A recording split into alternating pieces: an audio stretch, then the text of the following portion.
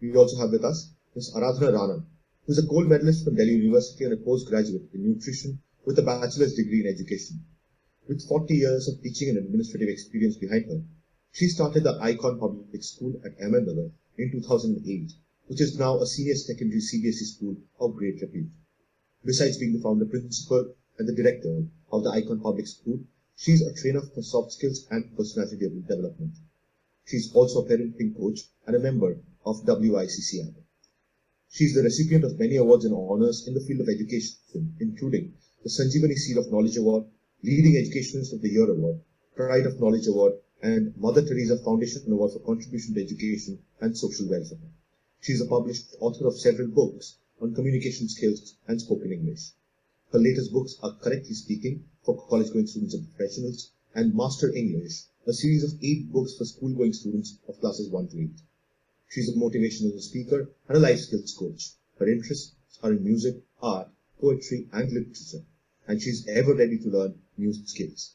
She is also an ardent traveler and a travel blogger. But above all, she is an educator with a mission to bring in innovation in education to make it effective and realistic, and believes in a system that will keep up with progressive thought and lead the new generation towards developing life skills. She believes in the maxim, life is not counted in the years you spend on this earth, but in the number of lives you touch in a lifetime. Ma'am, thank you so much for making the time to be here today. It's a privilege to have you here. The topic that we are discussing today, we are trying to assess what constitutes a successful school. So, ma'am, in your opinion, in your personal experience, what are those parameters that, to your mind, make a school successful? Thank you so much. First of all, I must, congratulate you for the Mr. Philip. I think when he started off, he laid down a lot of parameters, and most of them were very, very relevant. And I would just like to add to what he said. In fact, he practically said everything about what a successful school is about. But then, since his experience has been in most of the top schools in the country and outside, so I would like to touch upon schools in, say, B grade or C grade cities, and come to success of these schools. Ranking institutions cannot be a measure of the success of a school, because schools are so different. Like Ms. Mehrotra also said, you cannot compare one school to another because of different circumstances and different clientele. So coming to that, success of a school cannot be measured these days with anything for that matter, because when you take children, any school that sifts out its intake, how can you measure success? I mean, these top class schools, look at the admission procedures, look at how children are admitted to top class colleges. Mr. Bhattacharya talked about institutions and colleges. I mean, when you take a child who's got 100%, or in school, when you take a child who knows practically everything, then you interview his parents and you ensure that the parents can make him do the rest. Where is the school coming in? So my contention is always that the success of a school is described by what improvement the school brings about in a child under its care. When a child enters, like I would talk of my school, we do not have admission tests and we do not have any criteria on which a child is taken into the school, because it's our responsibility. Once a child enters my school, he's my responsibility. I jolly well make sure that he does something in life. So from that point of view, I have very great objections to schools which have this very, very stringent criteria on taking a child.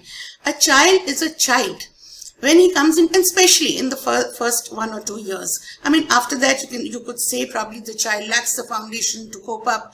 You could make 100 excuses. But when a child enters your school in class 1, how can you measure your success when you take in a child who knows practically everything, goes through 3 stringent tests, 2 interviews, and the parents go through an interview, and after that you say, oh, the child is good enough to come to my school.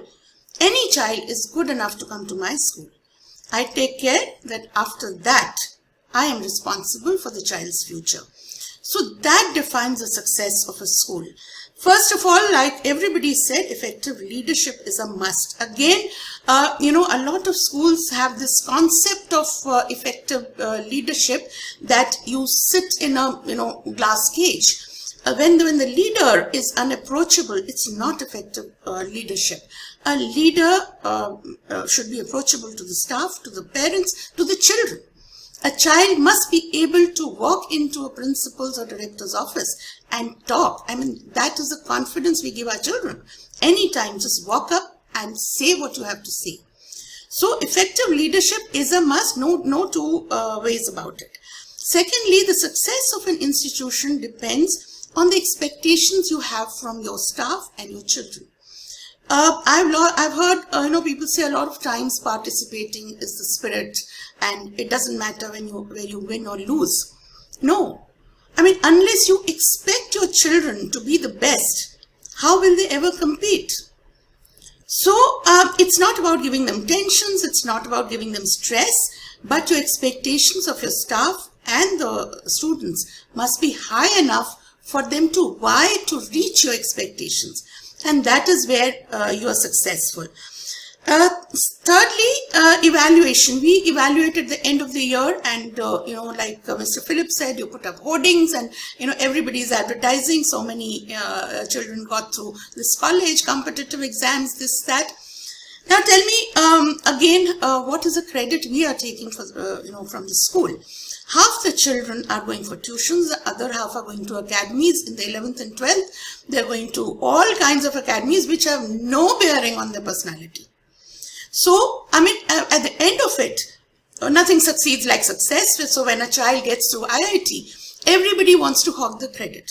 The school says it's our child, the academy says it's our child, the parents say it was because of our sacrifices, and the student says it was because of my hard work. So ultimately, this is again not a criteria for the success of a school, because at the end of it, when you're saying in our hoardings that this child belongs to us, but there are to every child that you put on the hoarding, there are 15 more who do nothing. So just because they don't come on the hoarding, they are not your pride. It's not like that. The success doesn't belong to you. The success of a school cannot belong to any school which evaluates a child on the basis of marks, because any child can learn by rote, study day and night, go through academies and achieve. Next, the education institutions, they say that they are successful because they have this particular syllabus, and they have the IB syllabus, they have the international syllabus. Again, it's not the syllabus that counts, because no matter what you do, ultimately it is the citizens you produce. It is not so much of you can use a few names. A school produced a sports person, a film star, or whatever, but these are only a handful. It's the culture of the school where children are compassionate, where children are disciplined, where children have regard for social values, for ethical values. So to me, success would be if I see my child outside school, where there's no monitoring of the classes. Say I go and attend a wedding and I see my children there and they stand out in that crowd. This child who belongs to the Icon Public School does not throw wrappers all around. This child who belongs to my school will wish everybody and will be polite to everybody. This child, when he sees a member of staff or somebody or anybody he recognizes, will come and wish, will come and make a small talk. So this is, to me, this is the success of my school, and not the criteria that we just did. Again, another very nice criteria of determining success is how fast a school adapts to change. The definition of intelligence is, I think the best definition I have come across for intelligence is adapting to your environment. So whether it is an animal, an insect, a human being, or anybody, your intelligence is how you adapt to your environment. And like Ms. Mehrotra said, the pandemic has taught us a lot of things. Which are the schools who adapted well, beautifully, and quickly? Those are successful schools. You know, the moment we found a situation that that was just beyond any imagination, none of us had experienced it. How the staff got into it, how they adapted, measures the success. A very successful school is one where you respect diversity. So any school which is prohibitive, where they contain the kind of children, whether it's on religious grounds, whether it's on social grounds, whether it's on economical grounds, they are not inclusive. How can you be successful in a society where you do not welcome anybody from any environment? So any school that has a diverse or a mixed kind of clientele is walking on the path to success. Again, a school is successful if it has a wonderful governance, honest, ethical, transparent. You'll see a lot of schools where all sorts of underhand things are done. How can a school be successful when your role models are like this? So anything has to be taught by example. I had visited, there is this village near us. It's Anna Hazare's village called Ralegaon City. So, when I was teaching, I had taken my students there to see the village. There was, when we entered, it was a challenge for us to have, classroom discipline. All the time as teachers, we were cribbing, students don't keep quiet, they don't sit, they don't, listen. And here we went to the school, students were bare feet, students didn't have a decent shirt on their back. In the class, they were sitting, and we had gone unannounced, not that they were ready for an inspection. It was better than any inspection you had in your school. They were so disciplined, and all of them were listening intently to this teacher who was, to our snobbish minds, he was like nothing we would have taken in our school. And the students were glued to whatever he was saying. And then somebody told us, you know who these students are? They are delinquents.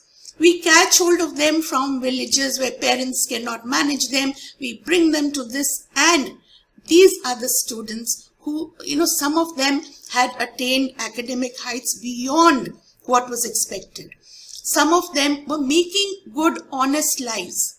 So, and they went out into the world to earn a living, which was hard earned.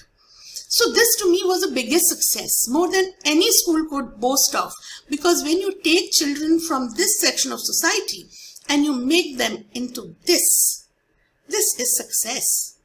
So, a measure of success cannot be on who funds the school, on who runs the school, or how, what kind of snob value is attached to it. It has to be on the good human beings you produce to make a meaningful society.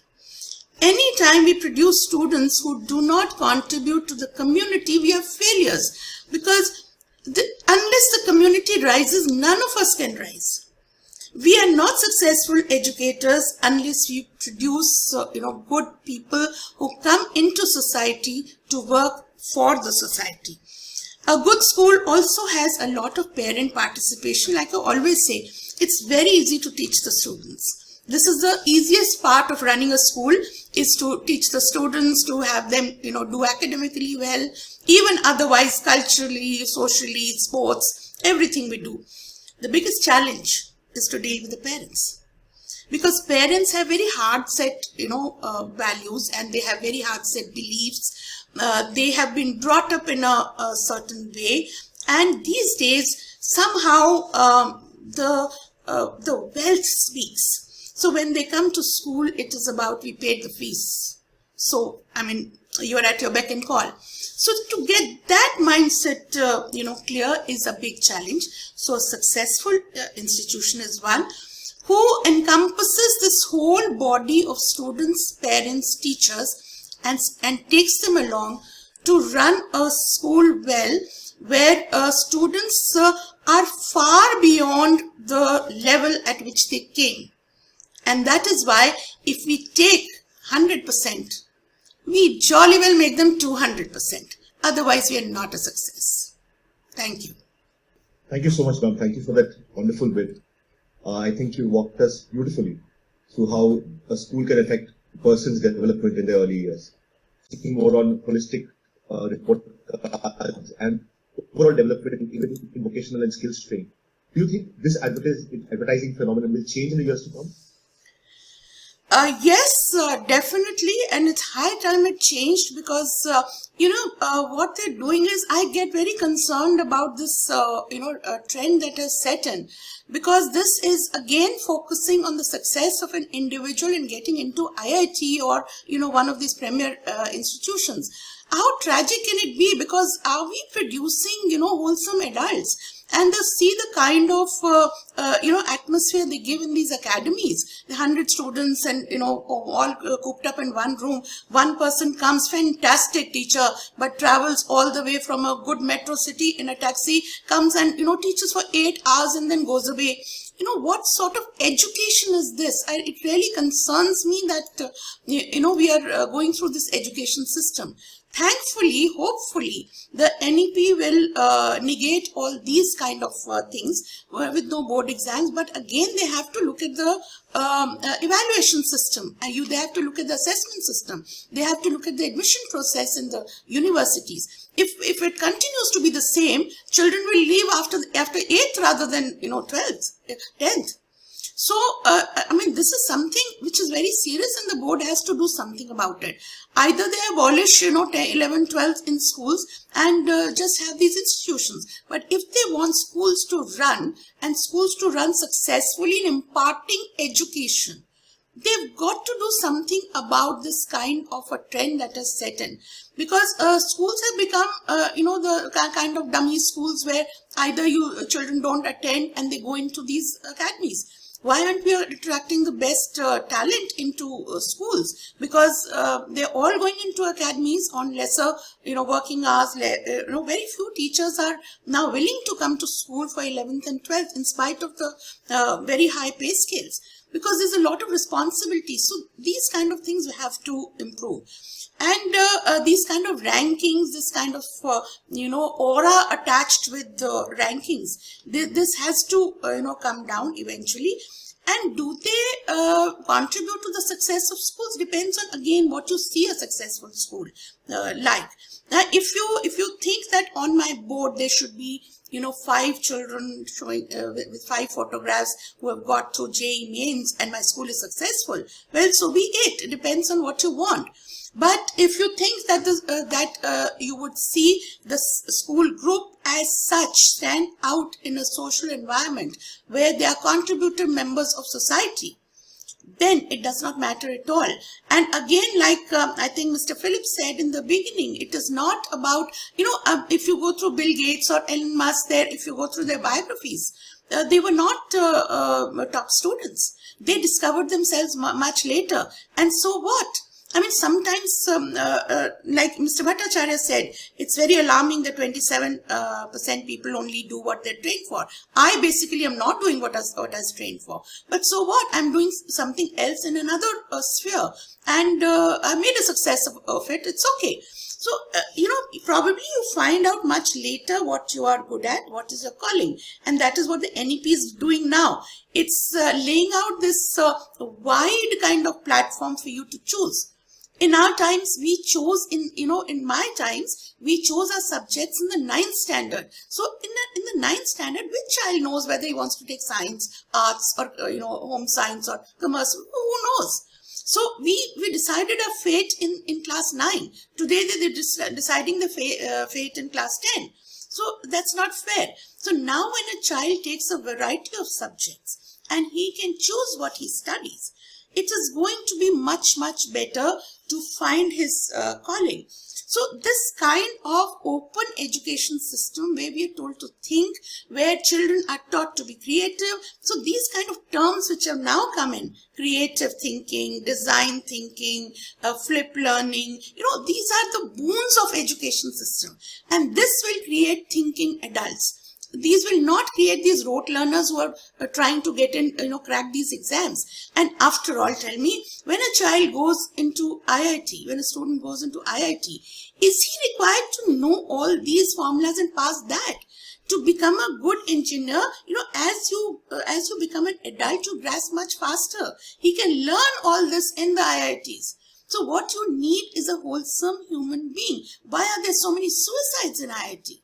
I mean, we need to think about it. We need to develop, in school especially, we need to develop wholesome personalities. We need to develop well-balanced adults who will care for their environment, their social well-being, who will have the emotional intelligence more than, academic intelligence. And as he goes along, he will find his way. People who are academically inclined will find their way. And the kind of, teaching methods which are coming into the NEP will help us, now develop these children into adults who think, who innovate, who experiment.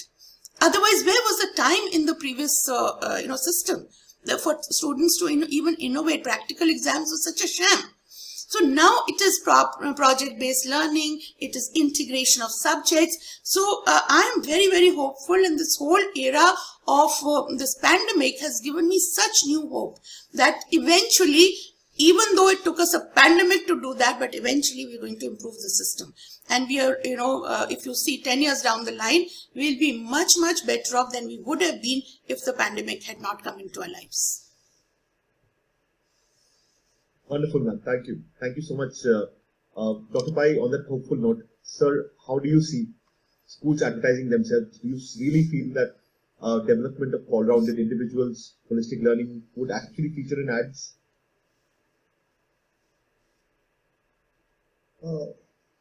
Sorry, I didn't get you. Sorry, sir. So I was asking.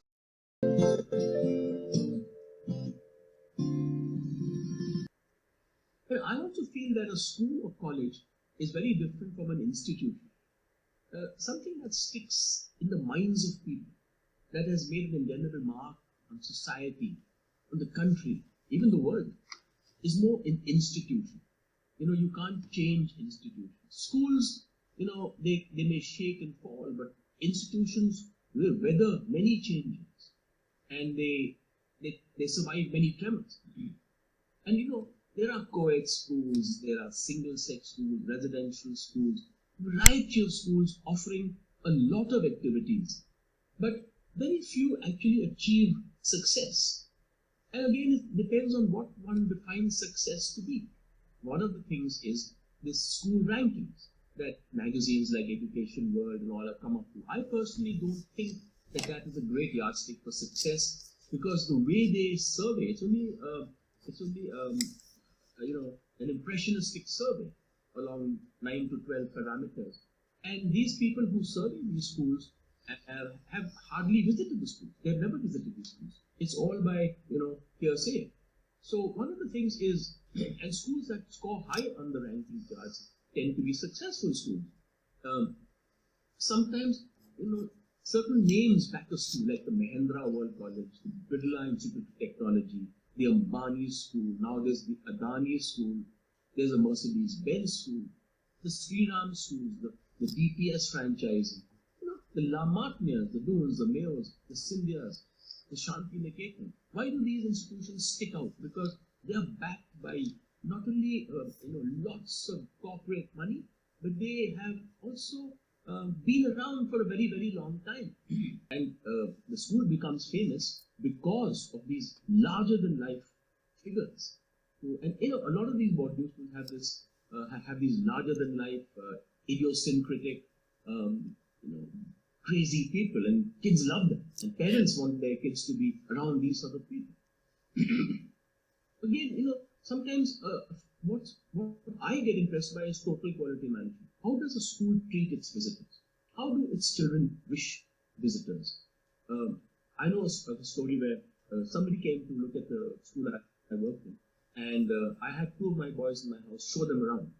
And at the end of 1 hour walking on the campus, these parents came back to me and said, "We want our son in this school."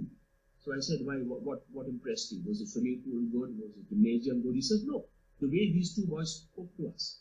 So sometimes just being kind and the way you treat your guests makes a school famous. People don't understand. Teachers might do a B.Ed or an M.Ed and we might have a wonderful staff. But if they're not led by an able principal, who may not be a great teacher, but he's a great team builder, these schools sometimes are very happy and effectively run places. I hope this is puts the ball rolling. I look forward to hearing from Achin and our esteemed panelists. Thank you very much, and over to you, Subhai. Ladies and gentlemen, our next speaker, as Sir mentioned, is Achin Bhattacharya. Achin is the founder and CEO at Notebook. A chartered accountant by training, Achin was a director at Deloitte prior to starting Notebook. Achin has worked in India and abroad in various senior capacities in GE, PwC, KPMG, and Deloitte. He is a member of the Institute of Chartered Accountants of England and Wales, a fellow of the ICAI, and a member of CPA Australia and CPA Ireland. He is also the recipient of the prestigious Indian Achievers Award. Achin is an avid reader and a passionate traveler with keen interests in economics, history, literature, and philosophy. He is a regular speaker at various forums and chambers of commerce, and also contributes numerous regularly. He is also on the board of some of the most renowned corporates. And just for a minute before I welcome Achin to speak, I am currently experiencing terrible network outages, so I apologize in advance if my network acts up. Well, Achin, stage is all yours. Over to you. Good evening, everyone. Shubha, am I audible? Yes, now you can. I once again welcome all of you to today's session. So I think we have a very interesting and insightful topic at hand. And when we discuss about institutional success and the way it has been viewed at by stakeholders of the educational ecosystem around the world, so there are various ways of looking at it. I was yesterday, while going to the topic, I was reading about the entire evolution of the American education system, higher education system. Ladies and gentlemen, as Achin mentioned, we have a fantastic panel lined up for you. But before